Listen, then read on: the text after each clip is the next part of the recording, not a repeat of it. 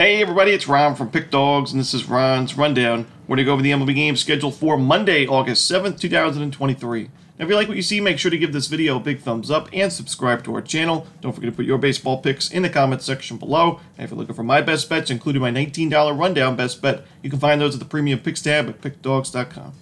Alrighty, let's get into it. Here are the games for Monday in Major League Baseball. First up, the fourth game of this Dodgers-Padres series. This one's going to be an afternoon game, 4:10 Eastern. Tony Gonsolin and Seth Lugo are your starting pitchers. Both starters are pretty good form lately. I do think Seth Lugo is the better starting pitching option, especially the fact that he can go deeper into ball games. I mean, his last three starts, 6 innings, 7 innings, and 7 innings. His strikeout numbers are there, at least 7 strikeouts in his last 3 games. 2 earned runs or fewer allowed in those last 3 starts, while Gonsolin, only 5 innings in each of his last 4 games. His strikeout numbers aren't the best. His expected numbers also aren't great. A 4.91 expected ERA, a 5.15 xFIP. So I do think Lugo is the better starting pitching option. Both of these teams hit righties pretty well, especially in the last month. Their strikeout rates are low. Their walk rates are high. OPS and isolated power numbers are good. So I give the edge to San Diego here as the home team and with this better starting pitcher. Next up, we see the Miami Marlins taking on the Cincinnati Reds. Yuri Perez returned to the Major League level, and Brandon Williamson on the other side for Cincinnati. Don't love Williamson in this spot. His last start, we saw him struggle against the Chicago Cubs, giving up 5 runs, 2 home runs, and only 4 1/3 innings, and a 16-6 loss. And he's facing a Marlins team that's hit lefties pretty well this season. And they struggled against Andrew Heaney on Sunday, but still really good OPS numbers for the Marlins this year against lefties in the last month as well. Perez, the reason why the Marlins brought him down to the minor leagues was because they were concerned with his innings, the workload for a rookie starting pitcher, but he was pitching really well. I mean, he's got a 2.36 ERA overall this season in the MLB with a 5-3 record. Give me the Miami Marlins here on the money line on the road. Next up, it's the Washington Nationals taking on the Philadelphia Phillies. Trevor Williams and Ranger Suarez are your starters. Give me the over in this matchup. We saw the Phillies have a big weekend offensively against the Royals, scoring 5 runs, 9 runs, and 8 runs in those 3 games. They're facing a struggling starter in Trevor Williams, who's given up 9 earned runs his last 2 starts, and a bad Nationals bullpen. On the other side, you got Ranger Suarez, a left-handed pitcher, facing a Nationals team that's top 10 in baseball in the last 30 days against lefties with a low strikeout rate to go with it, and decent isolated power numbers. Give me the over here in Washington, Philadelphia. Next up, it's the Atlanta Braves taking on the Pittsburgh Pirates. Spencer Strider and Osvaldo Bido are your starting pitchers. Gonna lean towards the Braves on the run line here. Really not a good price, so a game I'll be staying away from, but I do think Strider is the much better starting pitching option in this game. He is in good form. His last 13 innings, 19 strikeouts, and only 3 runs allowed. His control's been good. We know his strikeout numbers are always good, with 208 strikeouts already this season through 129 2/3 innings. On the other side, Bido has struggled. He's got an ERA now above 5 on the season. Not the best expected numbers. Give me the Braves here on the run line. Next up, it's the Minnesota Twins taking on the Detroit Tigers. Pablo Lopez and Eduardo Rodriguez are your starters. 2 solid starting pitching options in this game. One could argue that Eduardo Rodriguez is having the better season with his sub-3 ERA, but I think the Twins have the better lineup and the better bullpen, and I like their matchup here more against Rodriguez than I do for the Tigers against Lopez. Pablo Lopez has been in better form lately. His last 3 starts, 2 earned runs or fewer allowed. His strikeout numbers are good. His control's been solid. The big issue with Lopez this season and throughout his career has been the home run ball. Usually, if you're going to get to Lopez, it means you're hitting a home run or 2 against him. He's given up 17 this season in 134 2/3 innings. But the Tigers against righties in the last month and overall this season, not great numbers. In the last 30 days, 27th in isolated power against righties. Not the best team OPS either. So I just don't love this matchup here offensively for Detroit. I just don't think Rodriguez is going to get a lot of run support in this game. And while the Twins have not been great against lefties this year, they are improving in terms of their isolated power in the last month or so. So I think they score a couple of runs early in this game. And the Detroit Tigers bullpen, it's been up and down season for them, but in the last month, an ERA above 5 at 5.07. The expected numbers are so-so. I think the Twins have the advantage there. So give me the Minnesota Twins here on the money line. Next up, the Chicago Cubs taking on the New York Mets. Drew Smyly and Kodai Senga are your starters. This Mets offense is really struggling right now, and the lineups that they're putting together on paper are also not great. You're facing Drew Smyly, who's given up 4 or more runs in 4 of his last 5 starts, but he is a lefty, and the New York Mets are 29th in baseball in isolated power against lefties, 27th in team OPS in the last month with a low walk rate to go with it.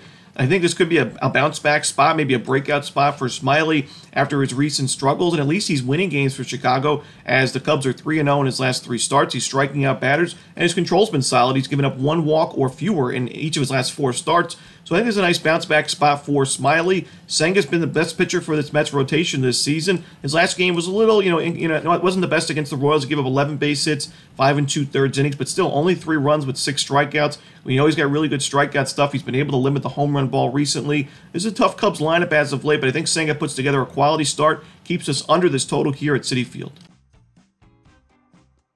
Next up, we see the Kansas City Royals taking on the Boston Red Sox at Fenway Park. Cole Ragans and Brian Bayo are your starting pitchers.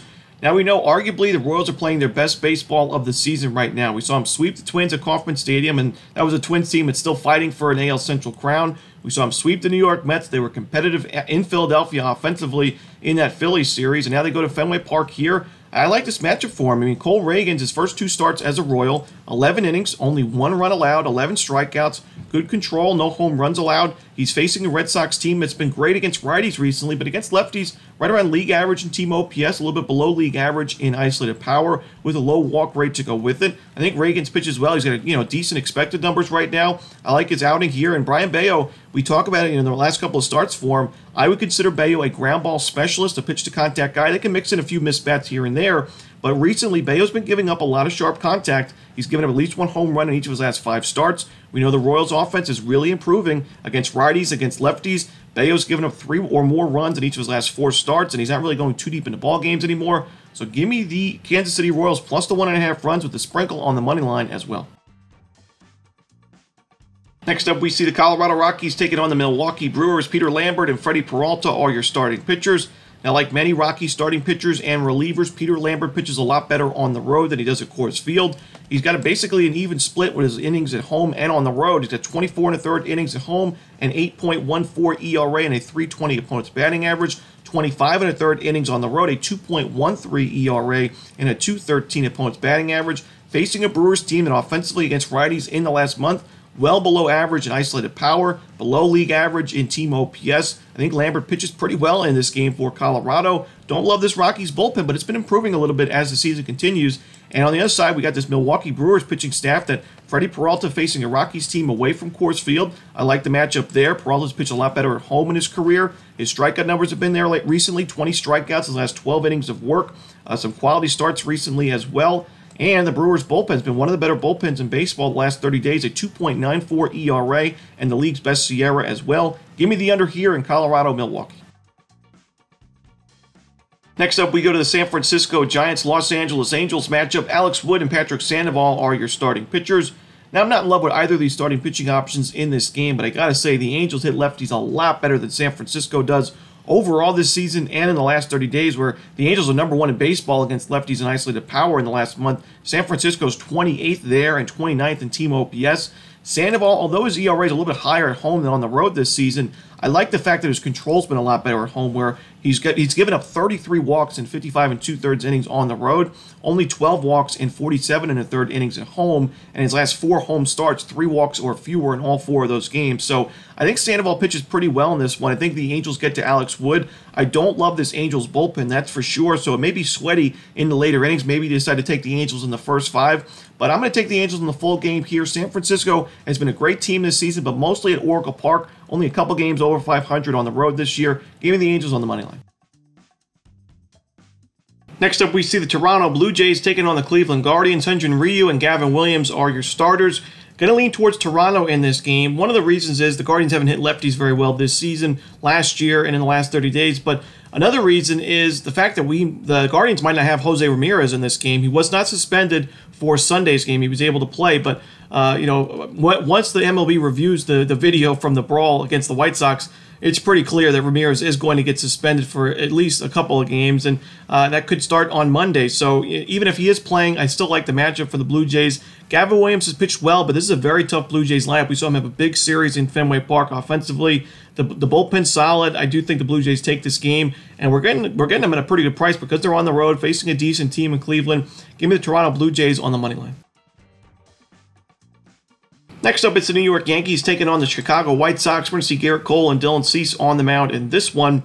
Now, I thought that this weekend series with the Houston Astros, the Yankees showed some signs of life in that series, splitting the series 2-2 against a team and a franchise that's basically owned the Yankees in the playoffs and the regular season the last decade or so. But a lot of the issues for the Yankees in that series was starting pitching. Carlos Rodon struggled. Luis Severino gave up 5 runs. So now you're going into this series with Chicago, and you've got Garrett Cole on the mound, who's been your best starting pitcher by far this year. He's been pretty consistent for the Yankees. He's 10-2 with a 2.64 ERA. His last few starts, 7 innings, 2 runs against the Rays, 7 innings, no runs against the Orioles. Some tough lineups there. Good strikeout numbers, good control. Facing a White Sox team that's really struggled against righties in the last month. I think Cole pitches really well in this game.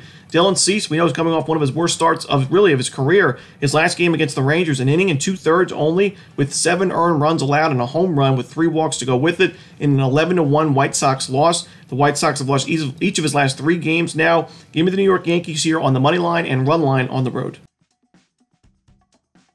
Next up, we see the Texas Rangers taking on the Oakland Athletics, the final game for Monday's card in Major League Baseball. We're going to see Ken Waldichuk and Dane Dunning on the mound in this one. And, Waldichuk's control's been a problem lately. We saw him give up 4 earned runs with only 1 base hit allowed in 3 2/3 innings his last start against the Dodgers. And now you're facing a Rangers team that's got the second highest walk rate against lefties in the last month at 11.8%. And in general, the Rangers have hit lefties very well this season. I think Waldichuk and this A's bullpen really struggle in this game.